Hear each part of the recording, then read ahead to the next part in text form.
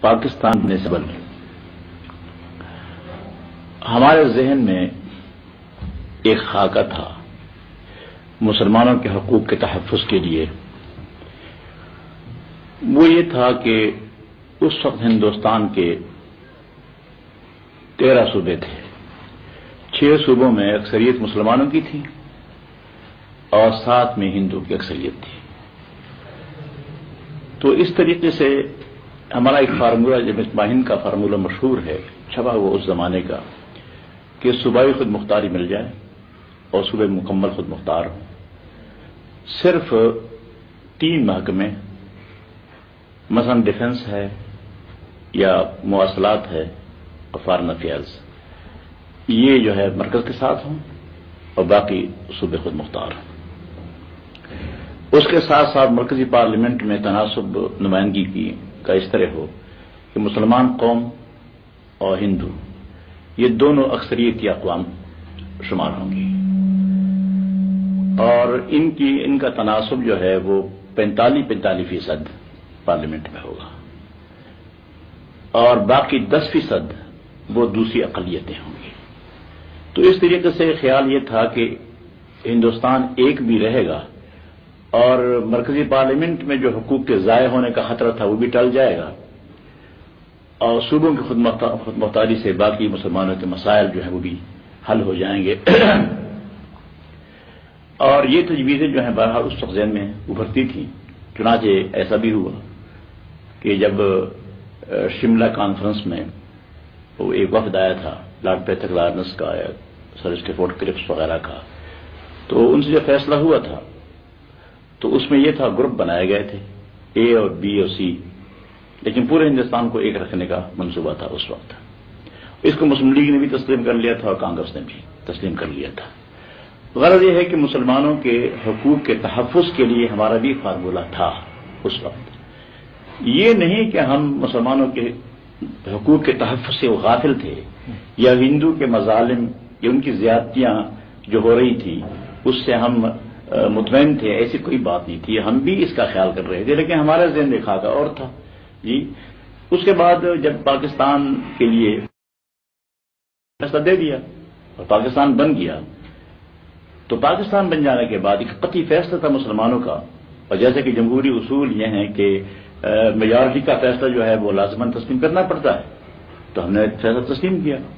اور پاکستان بن جانے کے بعد سب سے پہلے ہماری جماعت نے اعلان کیا کہ اب ہم اس کے بعد پاکستان کو تسلیم کرتے ہیں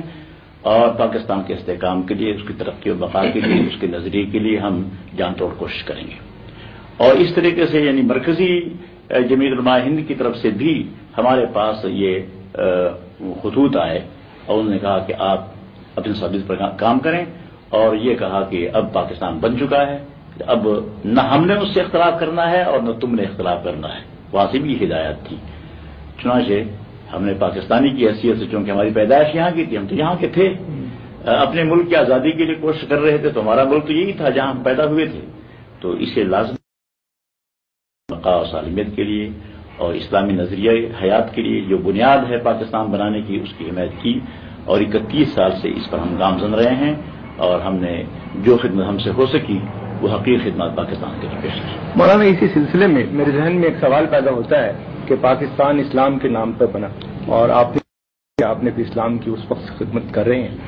سوال یہ پیدا ہوتا ہے کہ اس پاکستان میں نظام اسلام کا معاشی نظام کیسے نافذ کیا جاتا ہے اول تو وہ ہے کیا اور پھر یہ کہ اس کے کیا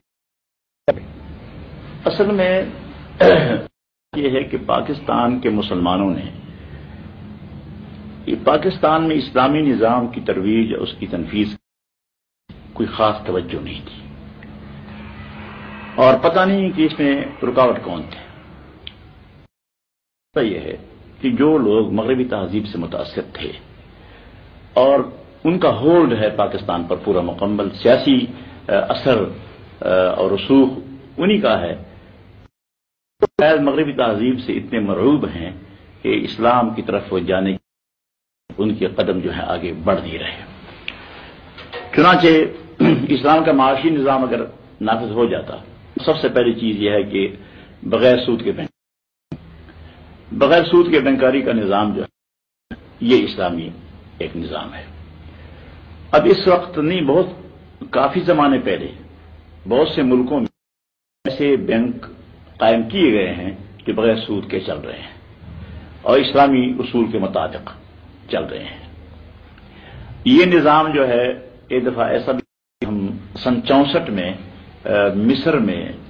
قاہرہ میں ایک مؤتمر میں میں شریک تھا خود، اس میں اسی اسلامی بینکاری کا مسئلہ جو ہے وہ زیر بحث اور ایک مکمل بینک کا نظام وہ تجویز ہو گیا تھا اور اس کی پھر کاپیاں بھی تقسیم کرائی گئی تھیں، وہ پورا نظام نقشہ مکمل موجود ہے۔ تو اگر ایک نظام جو ہے ایسا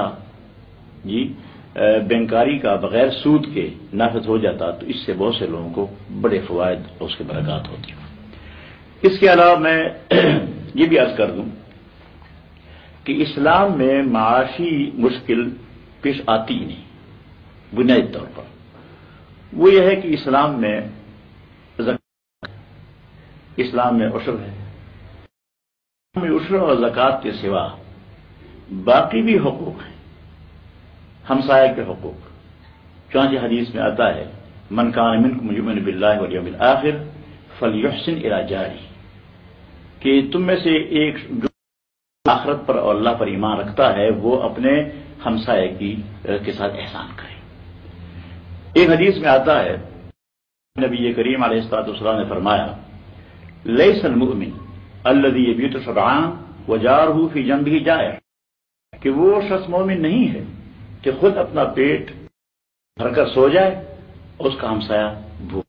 میں سویا ہوا ہو بھوکا، وہ مومن نہیں ہے۔ چنانچہ صحابہ کرام نے اس کی نظیر ہمیشہ پیش کی، مثالیں موجود ہیں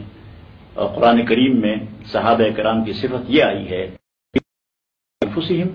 ولو کان بہم خصاصہ، کہ وہ اپنے اوپر ترجیح دوسروں کو دیتے ہیں اگرچہ خود بھوکے ہوتے ہیں۔ اگر مسلمانوں کے اتنے بلند اخلاق ہوں کہ ایک شخص اپنے منہ سے نوالا نکال کر دوسرے کے منہ میں ڈالتا ہے اگر، اور کسی شخص سے دوسرے کی بےمائگی خستگی دیکھتی، اور مسلمان میں اتنا تعلق ہے، اخوت اور برادری کا تعلق ہے کہ وہ ایک دوسرے پر جان دیتے ہیں، تو پھر یہ اونچ نیچ کا مسئلہ ختم ہو جاتا ہے اور یہ معاشی کوئی مسئلہ ہمارے ملک پیدا نہیں ہوگا۔ ایک آدمی اگر کچھ اس کے پاس ہے وہ دوسرے کو کھلائے تو 50% سے زیادہ مسئلہ جو ہے ہمارا معاشی